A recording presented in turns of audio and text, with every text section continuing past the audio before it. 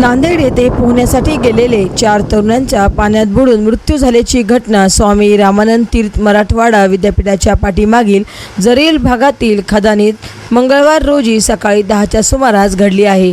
घटनेची सविस्तर माहिती अशी, तरुण खदानीमध्ये पोहण्यासाठी गेले होते।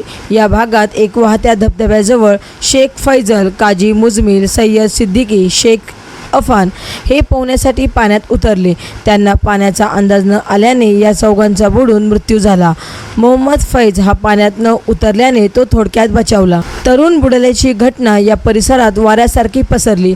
घटनेची माहिती मिळताच अप्पर पोलीस अधीक्षक अविनाश कुमार, उपविभागीय पोलीस अधिकारी सुशील कुमार नायक, सोनखेडचे सहाय्यक पोलीस निरीक्षक पांडुरंग माने यांनी घटनास्थळी धाव घेतली। या पाठोपाठ मनपाचे अग्निशामक पथक व गोदावरी जीवरक्षक दलाच्या जवानांना पाचारण केले।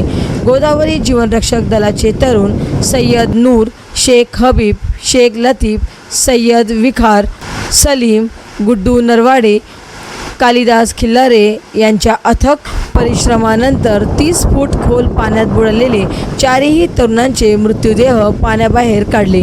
या घटनेने देगलूर नाका परिसरात हळहळ व्यक्त केली जात आहे।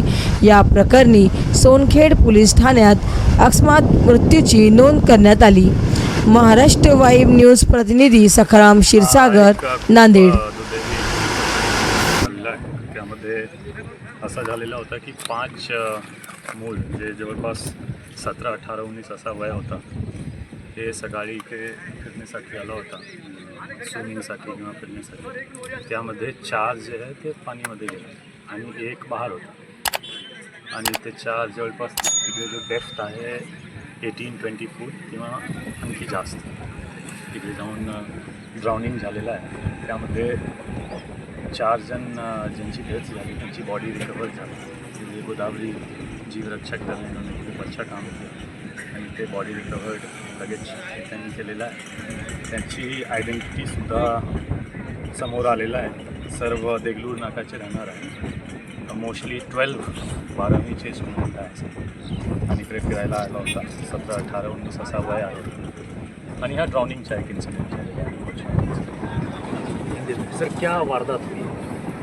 ये एक अनफॉर्चुनेट ड्राउनिंग का इंसिडेंट यहाँ पे हुआ है, जिसमें कि